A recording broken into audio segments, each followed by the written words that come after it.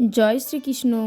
শুরু করছি গীতার ষোড়শ অধ্যায়, দৈবাসুর সম্পদ বিভাগ যোগ। এই অধ্যায়ে দৈব ও অসুর ভাবের বিস্তারিত আলোচনা করা হয়েছে বলে অধ্যায়ের নাম হয়েছে দৈবাসুর সম্পদ বিভাগ যোগ। অধ্যায়ের মোট 24টি মন্ত্রই ভগবান শ্রীকৃষ্ণের। তিনি বললেন, এই সংসারে দুই প্রকৃতির মানুষ আছে।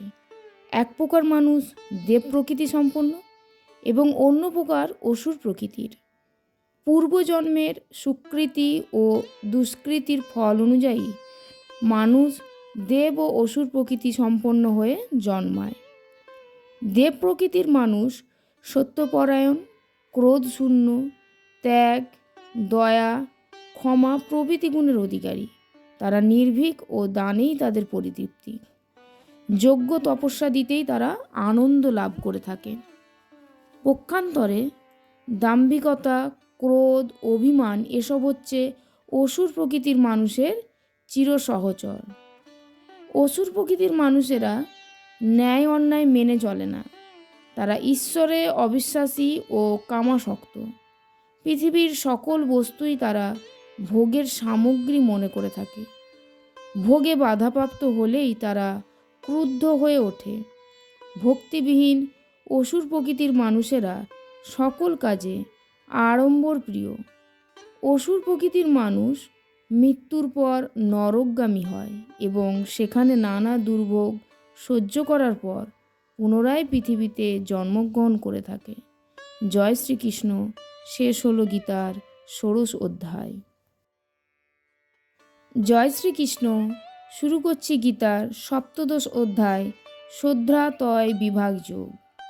এই জগৎ সংসার পরিচালিত হয় তিনটি গুণের দ্বারা, সত্ব, রজ এবং তম। এই তিনটি গুণই সকল কাজের ওপর প্রভাব বিস্তার করে থাকে।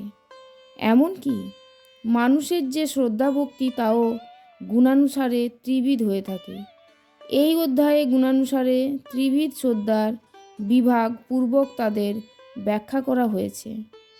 এই অধ্যায়ের নাম হয়েছে শ্রদ্ধাতয় বিভাগ যোগ।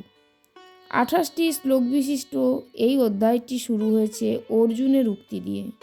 শুরুতেই অর্জুন ভগবান শ্রীকৃষ্ণ সমীপে জানতে চাইলেন যে সকল মানুষ শাস্ত্রবিধি ত্যাগ করে শ্রদ্ধাযুক্ত হয়ে দেবাদির পূজার্চনা করে তাদের এ নিষ্ঠা কোন প্রকারের, অর্থাৎ উহা কি সাত্ত্বিক, রাজসিক অথবা তামসিক।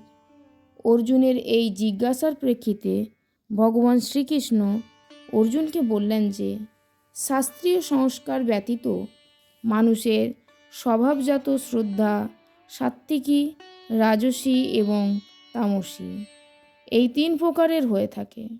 তিনি বিস্তারিতভাবে বলতে লাগলেন, সকল মানুষের শ্রদ্ধা তাদের অন্তঃকরণ অনুযায়ী হয়। মানুষ শ্রদ্ধাময়, তাই যে ব্যক্তি যেমন শ্রদ্ধা বিশিষ্ট সে স্বরূপত তেমনিই হয়ে থাকে। যারা পরমায়ু লাভের জন্য সংযমের সাথে সুখভোগ করেন, পুষ্টিকর খাদ্য আহার করেন এবং শরীরকে সুস্থ ও নিরোগ রাখতে সচেষ্ট হন, তারা সাত্ত্বিক। উগ্র বস্তু ও উগ্র ভাব রাজসিক ব্যক্তিগণের প্রিয়। তামসিক ব্যক্তিগণ উচ্ছিষ্ট দ্রব্য ভোজন, বাসি খাদ্য গ্রহণ এবং পরিষ্কার বসনভূষণ পরিধান করা পছন্দ করে না। মানুষ ধর্মানুশীলনের উপায় হিসেবে যজ্ঞাদি করে থাকে, কিন্তু সে যজ্ঞ ও ত্রিবিধ হয়ে থাকে। শাস্ত্রবিধি সম্মতভাবে এবং ফলাকাঙ্ক্ষা না করে যে যজ্ঞ করা হয় তা সাত্ত্বিক যজ্ঞ, আর ফলাকাঙ্ক্ষা নিয়ে এবং দম্ভ প্রদর্শনের উদ্দেশ্যে যে যজ্ঞ করা হয় তা রাজসিক যজ্ঞ।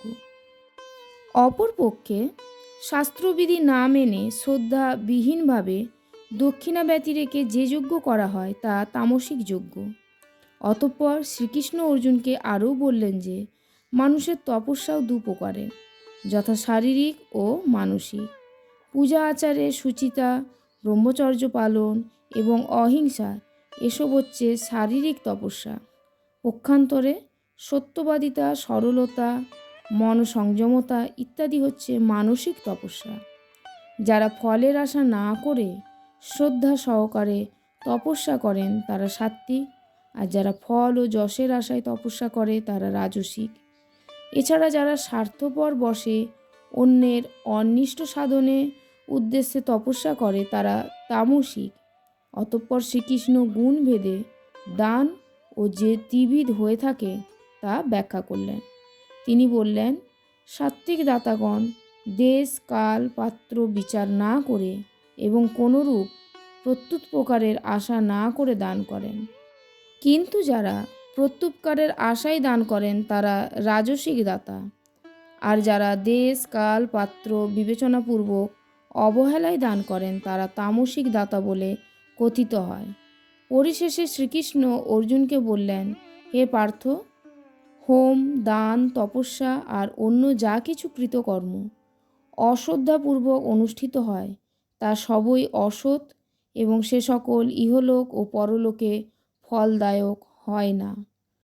জয় শ্রীকৃষ্ণ। শেষ হলো গীতার ৭ম অধ্যায়।